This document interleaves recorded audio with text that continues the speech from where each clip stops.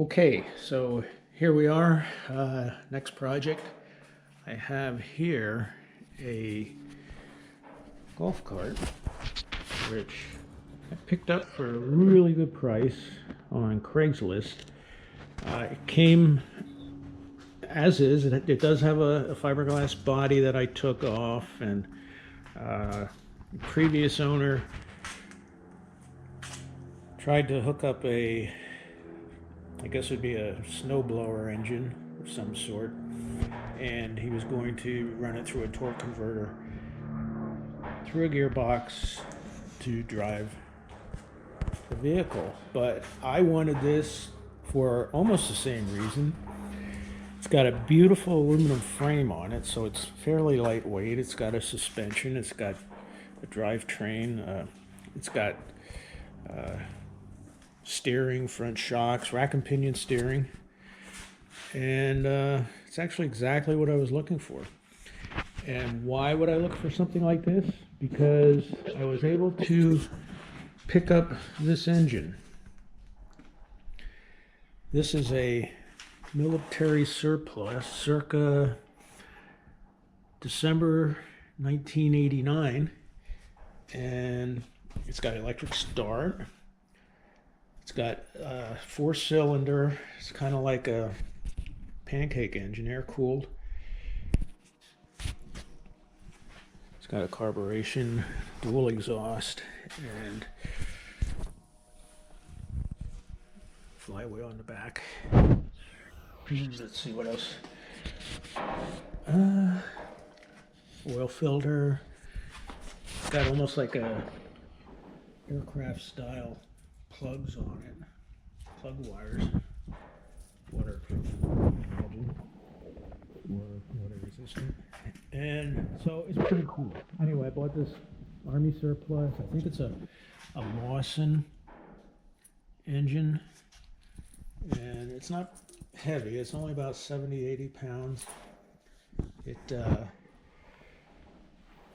think it's probably under 12 horsepower, so it looks cool, but it's not like overbearing for this unit. So I'm planning on putting that engine on this frame.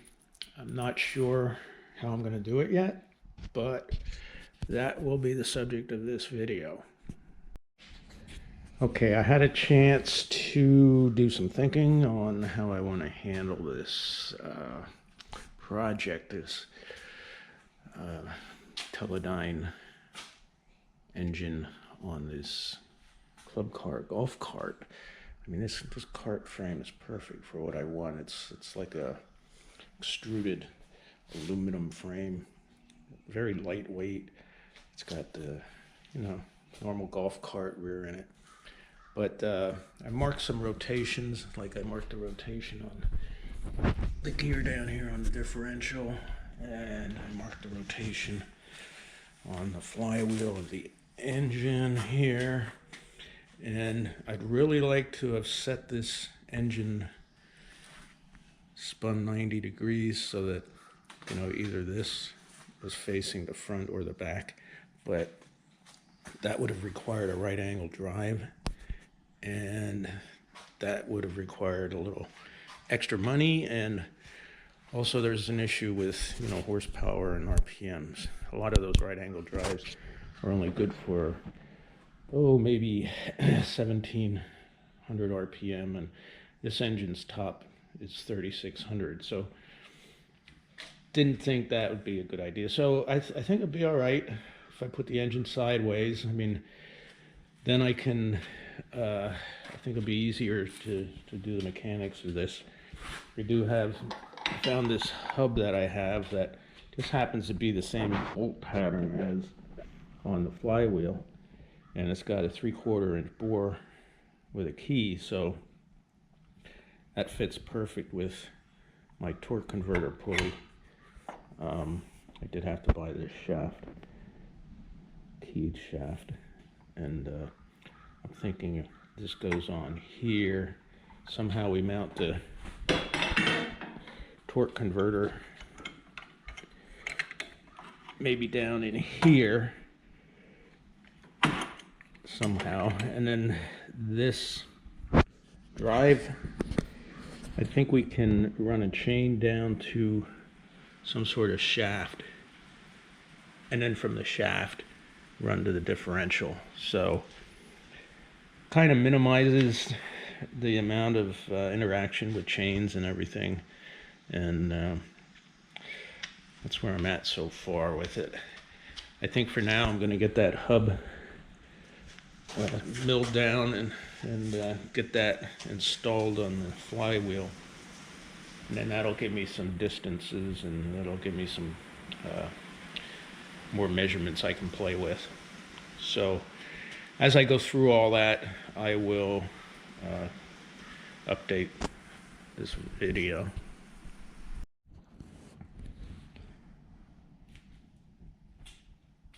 Okay, I've been thinking about this a little bit, how I want to arrange everything, and for now I came up with this bracket. Bolts right to the engine, comes across. I have my hub installed in here, which I had manufactured from another hub that I had laying around, and I have this mounted on there. I have to secure that somehow, maybe weld that in there. And then over here I made this bracket for the transmission, which will weld to the plate like that in some way. So, and then I'll come up the back here with some sort of plate to attach this tightener. So that's what we have so far. It looks like it might work. Yeah, from here then we'll run over to the shaft here and then down to the differential down there. And we'll see how that goes. I mean, today I'm going to continue to probably weld this bracket on here and make the tightener bracket, and maybe I'll start the engine up a little later and see if this thing works at all, and we'll go from there. If I can get it to at least, spin up and power up, I can check on the rotations and everything, and I still haven't decided on the gear ratios here. I'll probably go for, try and split it between speed and torque. I'm not sure what that's going to be.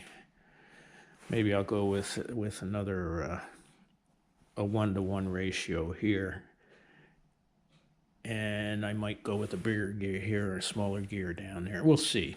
But for now, it's starting to come together, and made this plate, cut it with my plasma cutter, put some holes in it to lighten the weight a little bit, and this is, I think it's about 3/8 inch steel plate, and it's probably, aside from these brackets here, I'm going to try and stick with aluminum on everything, and to keep the weight down, but I wanted to go with steel on that just for strength, and we'll see how it goes.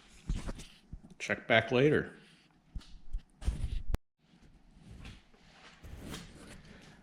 Okay, so we're making a little more progress here. I finished up this bracket for the transmission. I also shortened this spline, keyed spline. It's a 3/4 inch keyed spline, and I threaded a 3/8 24 bolt into the end of the spline. So I have this, I think it's pretty much ready. I do have an adjustment here for the transmission. I don't think it has to go this tight, probably right about here. And if you look down here, I have it on the corner, so rock it to the right adjustment. And right now what's bouncing here is the engine bracket. That's what I'll work on next, is securing the engine to the frame. I think I have everything lined up. Then we're going to be running this right here. The output from the transmission will be running to the shaft, tie it in with a sprocket here, and then another sprocket over here somewhere, and then a sprocket down on the differential, and that should be our power train right there. So making progress, just getting things in order here. I think that the alignment and everything is going to work out just fine. I do have the flats on the inside. I noticed that that's probably where you want them, because as it expands, that's a fixed plane right there. So these planes are pretty much lined up from this right here and this right here. If you notice, this side is flat and this side is tapered. That's by design, and that's the way the belt should go on as well. The belt has one flat side and one tapered side. So yeah, so next step is to work on the motor mount, see if we can get that thing fixed solid, and then we can work on this chain sprocket drive here. Not quite sure on the sprocket tooth count yet. I want to try and strike a balance between decent torque and decent speed, not too fast, because this is a golf cart. So that's where we're at. I am going to check back in when the engine is mounted. Okay, I'm working on mounting this motor, and just wanted to keep a couple things in mind here. I wanted to make sure the motor itself was at the center of gravity, at least, right to left. So what I did was I jacked the buggy up, and I put a pivot point right here in the center in the front, so the wheels are off the ground, and I put that jack down in there, pivoting right at the center of the front end. And then in the back, I did the same thing.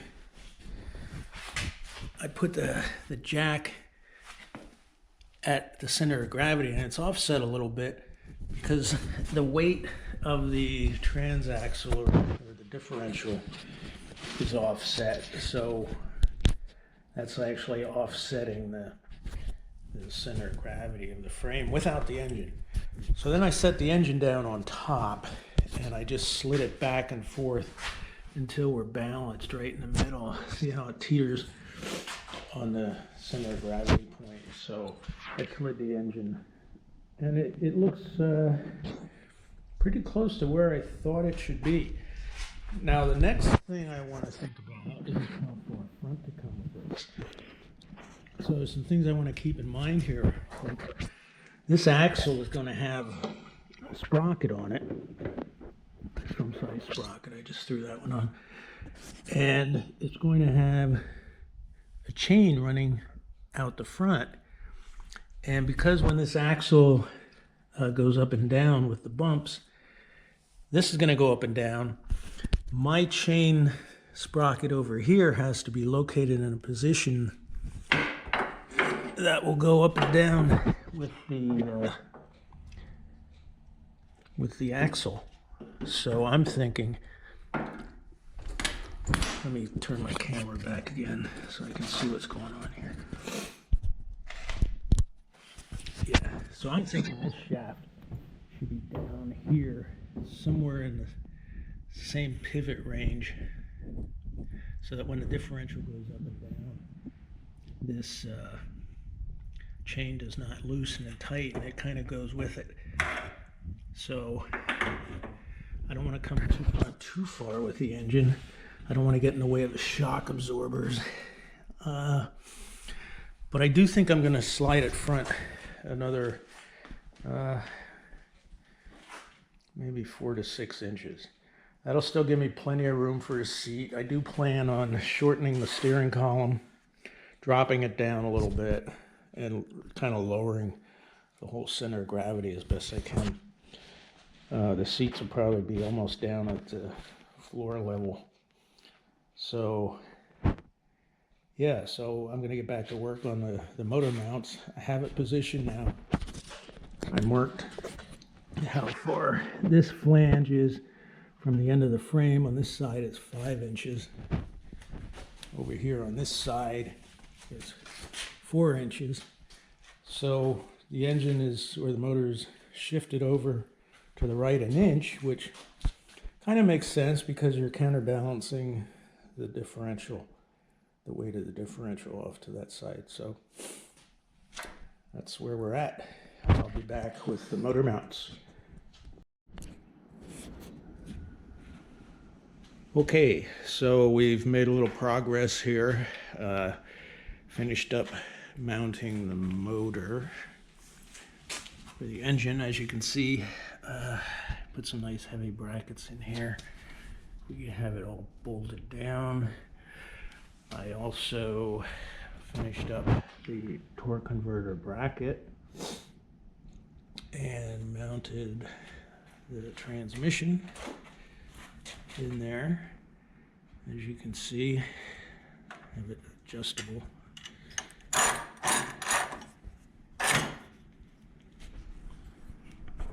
There we go. Okay. And we have our jack shaft down here. Just gonna work off of there.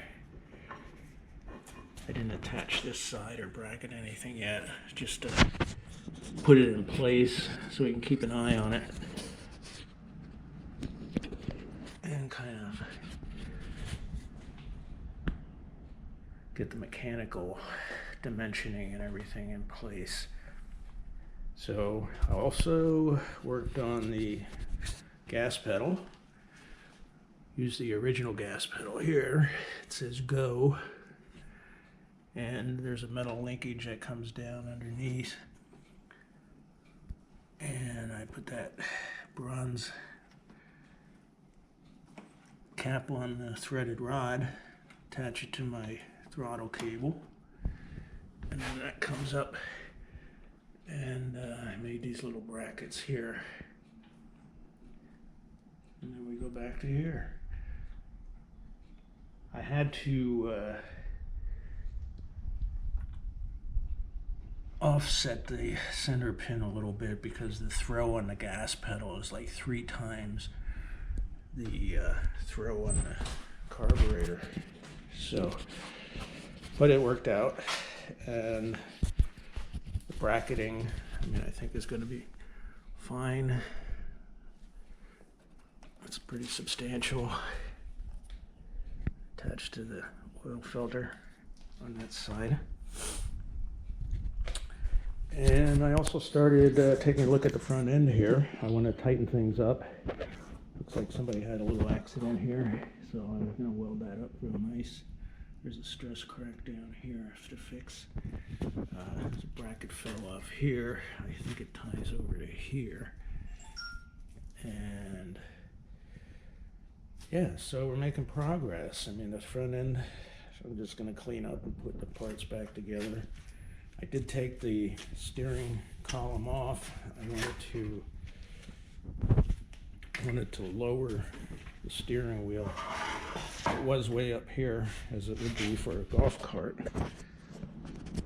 And I'm going to lower it down a little more, maybe down here. It depends. I have to get the seats, and once the seats are in, then I'll know better where the steering wheel should go. So it's coming along.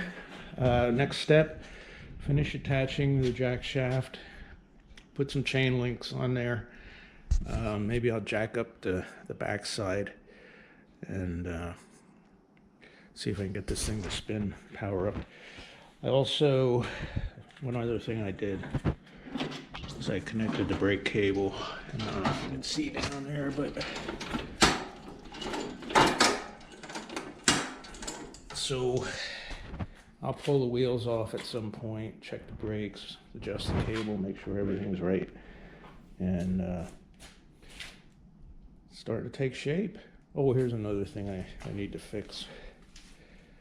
I don't know why, but this frame was cut right here. It was cut here and here, so I have to weld that up and get that back to where it should be. And